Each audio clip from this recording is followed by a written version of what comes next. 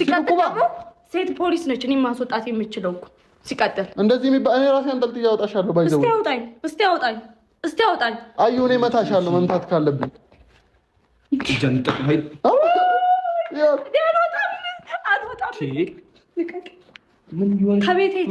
kabajamtootaa fi hordoftoota koo waanuma dinqiidha kan nuti argaatee jiru ayyuu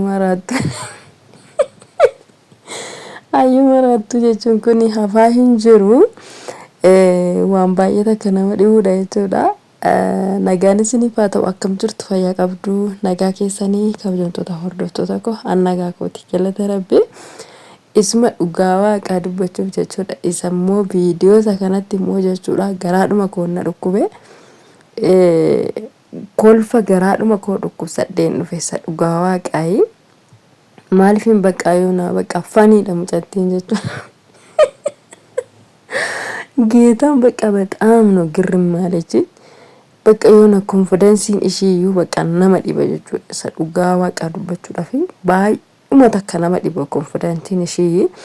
So even namichiyyuu akka poolisii dhugaa hin ta'ini irraa hubatteetti natti fakkaata jechuudha. Maaliifin sijjammar jetteen sijjammar poolisii dhiiraa miti kan natti fiduu qabdu jetteen isa dhugaa dubbachuuf baay'uma tokko nagarramte jechuudha. Baay'uma tokko agana kan hin jedhamne inuma taphatteeni natti fakkaata ammayyuu gurbichi achi adeemu jetteeti malee bahuuf natti fakkaatu jechuudha. Isa irratti maal jette kuutuun xiloon hubatte. Wayne ayyu dhugaa bakka fixreetiin himtu ishii maaliif akka faxaramte mucattiin kun nama garramte bakka geetaan እና በቃ ኢየሱስም ነነ አጃይብሲፈዴ ስፈ dhugaa waaqaaye baay'ima tokko ishee ajaa'ibsiifadhe agana kan hin jedhamne jechuudha. Agana kan hin jedhamne ishee ajaa'ibsiifadhe waaw laakiin isiidhaa godhe jechuudha. Sammaa kanarratti suma dhugaa maaliif hojjettanii bakka jarreen jaruma kana lamaan jidduutu gurbaasa dhufe irrattis eesuma kanarrattis bakka sodaa takka ofirraa hin qabdu jechuudha. Bakka konfidensi isheetiin dubbatti suma dhugaa waan dubbate konfidensi faricheera deeteen sodaadhitana neeni sodaadhatee miti eenyuma yoo sodaadhatte isa dhugaa jechuudha. Onnee ishee rukutattee dubbatte jechuudha. Onnee ishee rukutattee waa hundayyuu ofirraa deebisuudhaaf jabaattee dubbatte jechuudha isa dhugaa'ee. So jabina ishee kanaan hedduu ishee dinqisiifadheen jira. Sodaachuu dhabuu isheetiin jechuudha. Maaliifin amma lafa mana namaa deemtee mana namaa keessatti biitiin gaafa jettu mana kooti gaafa jettee mormattu akkasuma immoo bahi gaafa jedhamtu hin bahu gaafa jettu mana namaa keessatti konfidensi akkasii qabaachuu isheetiif hedduu takka ishee dinqisiifadheen jira. Akkasuma immoo bakka haalcha namtiyyuu isheen itti dubbataatee jirtu gocha isheen gochaa jirtu hundi isaa bakka yoona bakka waan nama dinqi wayiti jechuudha.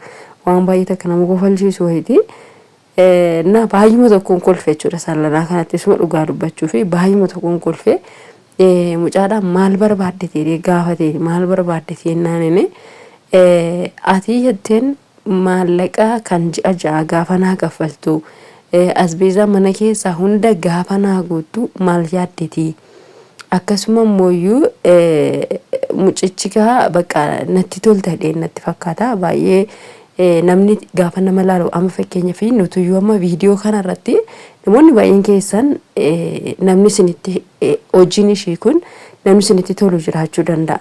Dhiiras ta'e dubaras ta'e bakka yoona astaasabiin ishee bakka yoona konfidensiin namti ishee kun iyyuu anamma konfidensiin ishee kun hedduuta kana gammachiiseera jechuudha.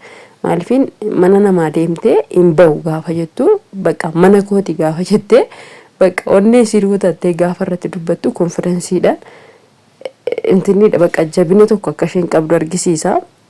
Nama gammachiisa jechuudha wantoonni kun. So mucaan kun amma wantoota baay'ee ishee irratti argee raawwatee na gammachiisa hojii natti hojjettu jechuun ni danda'a.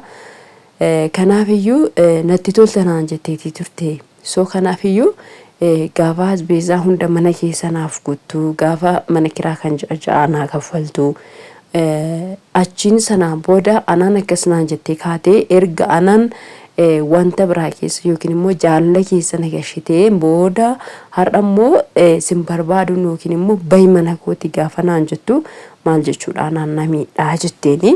So mucaan kun wantoonni biraa isa gammachiisuu danda'a. Akkuma amma nuti amma wantoota hojii ishee kanarratti nu gammachiisee kolfinee itti gammannu kana wanti ishee hojjettu keessaa hojii ishee keessaa wantoonni tokko tokko ishee gammachiisee haala sanaa mucaan kun sappoort ishee gochuu danda'a jechuudha mucaa kana. So isheen immoo gara yaada biraatti fudhatteetti jechuudha. Ilaalcha isaa kanas jecha isaa kanas ammas immoo asuma deebistee jidduu keessatti maal jettee እኔ ሌላ ነገር አስቤ አይደለም ጀት አኒ ዋን ብራ በርባዴ ሚቲ አሳብልኝ ሚቲ ሶ በቃ ሙጫን ኩኒ ኢሪያ ደሞ ኢሰዩን ቤት ዱራ ኢሪያ ሳቤቲ ኢሪያ ሳራን ኢሰበርቴ ጀቹ ሶ ዋን መጋላ ፊንፊኔ ከነ ኬሰቲ ኢርነሙኒ ነን ቤኩ ካምብራ ሂንጆ ኢሰዱዋዳ ano isaaf jedheera wadden gara magaalaa kana dhufe ergan gara magaalaa kana dhufe mooyuu lafti natti dhiite manni nani beeku namni nani se beeku isa qofa waan ta'eef callamaadhaan yookiin immoo dukkanaan gara magaalaa kana keessaa ba'ee gara biraa deemuu waan hin dandeenye fi asuma mana kana keessaa yookiin immoo isa bira buluu barbaada jedhee malee yookiin si jaalladhe yookiin na jaallatte yookiin immoo si waliin hin bula jedhee hin gaafanneedha kan isheen jechaatee turte jidduudhum keessatti iyyuu immoo kanaaf iyyuu manni yoo bal'aatu jira anoo dhufee guyyaa tokkotti kana na bulshee yookiin bariituu biraa deemuu hin danda'a yookiin immoo waan ta'u maaliif nan ilaalinii maaf naaf taradda'uu dadhabee kana hunda ligii kana keessa kan nagalche maalidha akkan hin ba'ullee jedhu akkan immoo wantoota biraa keessa ani galullee na taasise hojiidhuma isaati kan jettudha kan isheen dubbataatee turte. Akkanatti fakkaatutti mucaan kun isin jarjare maaliif namni tokko gaafa mana kee dhufu laftitti yoo dhiite hin bula jechuudha. Nama kamiyyuu maaf hin taane kilaasii tirfii qabaatte yoo taate kilaasii tirfii sana kennitee fi akka mana sana keessa bulu ni taasista. Tirfii hin qabdu taate mooyyuu saalonii fi kilaasii tokko illee qabaatte ofii keetii algaarraa buutee fi saalonii bultee mucattii kana algaarraa buushuu dandeessa. Kophaa kee dirqama faana rafuu hin qabdu jechuudha. Haa ta'u malee yookiin immoo saalonii keessatti firaashii tokko aftee fi ofii keetii manyitaadhaan kee bulattee ishee saalonii keessa illee bulchuu dandeessa. Dirqama mucaan kun kaatee si qabachuu hin dhuftu jechuudha. So mucaa kana rakkinni qabatee waan laftitti dhiiteef waan bakkee deemtu dhabdeef ta'uu danda'a jechuudha. Kan isheen filannoo kana filatte akka jechaa jirtutti jechuudha. So maaliif namoonni baay'een keenya mucaa kanaaf hin taraddaanu yeroo baay'ee jechuudha. Hin hubannuuf wanti isheen gootu hundumaayyuu gara baqqaantiniitti fudhanna jechuudha. So kanaafiyyuu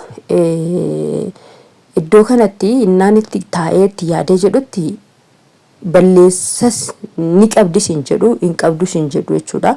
Murteessuus hin danda'u haa ta'u malee mooyyuu dhugaas ni qabdii kana jedhu nan yaada jechuudha keessatti yeroo tokko erga mucaan kun magaalaa sana keessaa namni isheen beektu hin jirre bakki isheen dhattu hin jirre dhuguma immoo intalli dubaraa tokko kophaa ishee mana algaa baatee buluuf karaa dura bulteen beektu yoo taate hin ulfaata jechuudha. So nama kana beekti waan ta'eef nama kana bira bultee bareedduu deemuu dandeessi ture.